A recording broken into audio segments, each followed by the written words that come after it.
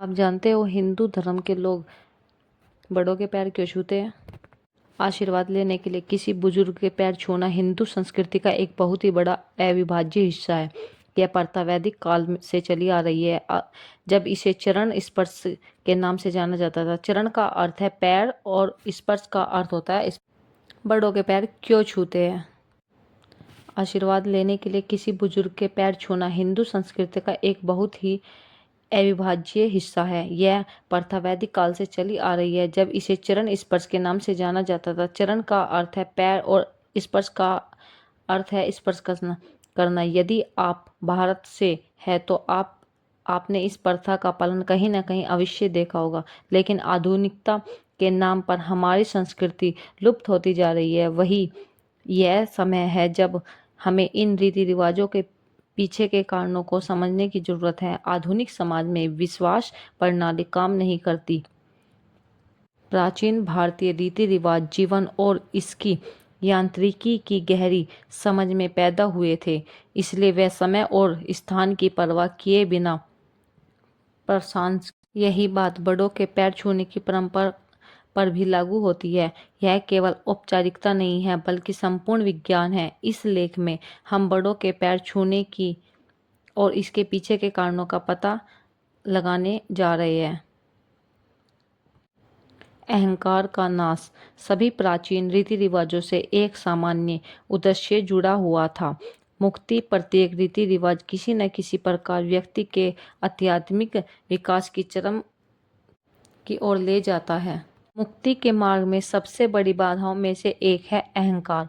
अब हम अपने अहंकार को भी झुके बिना किसी के सामने झुक नहीं सकते, तो किसी के पैर छूते समय हम अपना अहंकार भी उसके चरणों में समर्पित कर रहे होते हैं। यदि हम बड़ों के पैर छूते हैं तो हम अपने अहंकार को मजबूत होने से रोक सकते हैं। परिणाम स्वरूप हम विनम्र स्वभाव बनाए रखेंगे और अपने आध्यात्मिक विकास को भी आगे बढ़ाएंगे। एक मजबूत अहंकार हमें वास्तविकता को उसके वास्तविक रूप में देखने से दूर रखता है और हमारी धारणा में अपने हिसाब से हेरफेर करना शुरू कर देता है।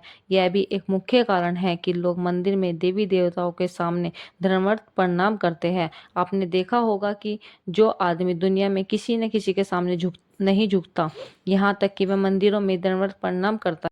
कुछ ऐसी जगह अवश्य होनी चाहिए जहाँ आप अपने अहंकार को कुछ समय के लिए अलग रख सके, चाहे आप किसी भी बड़े आदमी को क्यों न हो। अगर आप हमेशा अहंकार से भरे रहेंगे तो आपको कभी शांति नहीं मिलेगी। इसलिए इस संस्कृति के बड़ों के पैर छूना हमेशा महत्वपूर्ण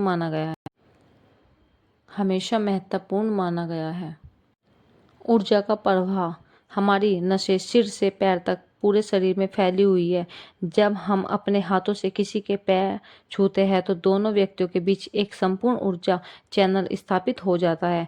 इससे पैर छूने वाले व्यक्ति को दूसरे व्यक्ति के कुछ गुण अपनाने का मौका मिलता है। यह प्रेम, बुद्धि, बुद्धिमत्ता, करुणा या कुछ और भी हो सकता है।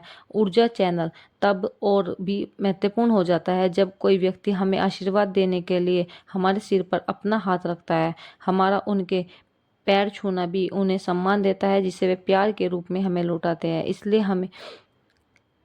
इसलिए हमने हमेशा बुद्धिमानों के पैर छुए हैं, चाहे उनकी उम्र कुछ भी हो। जरूरी नहीं कि बुजुर्ग का मतलब उम्र से हो। यदि कोई व्यक्ति किसी भी गुण के मामले में हमसे बड़ा है, जो एक पूर्ण जीवन के लिए महत्वपूर्ण है, तो हम उसके पैर छूते हैं। स्वास्थ्य लाभ। हम कह सकते हैं कि पैर छूना अपने आप में एक तरह का योग आसन है। जब हम पैर छूते हैं तो हमारी पीठ और हाथ खींचते हैं और मांसपेशियों को कुछ आराम मिलता है। पैर छूने के दो और तरीके हैं। इनमें से एक तरीका में सबसे पहले हम घुटनों के बल बैठते हैं और फिर पैर छूने के लिए आगे की ओर झुकते हैं। यह तरीका हमारे शरीर के लिए एक बेहतरीन स्ट्रेचिंग एक्सरसाइज के रूप में भी काम करता है। अंतिम विधि को साष्टांग प्रणाम कहा जाता है। तब होता है जब हम पैरों को छूने के लिए अपने सिर को जमीन पर रखकर पूरी तरह से जमीन पर लेट जाते हैं। इस विधि में सिर्फ कुछ मांसपेशियां नहीं बल्कि पूरा शरीर खींचता है, इसलिए स्वास्थ्य की दृष्टि से भी पैर छूना बहुत ही वैज्ञानिक है। भावनाएं और भक्ति।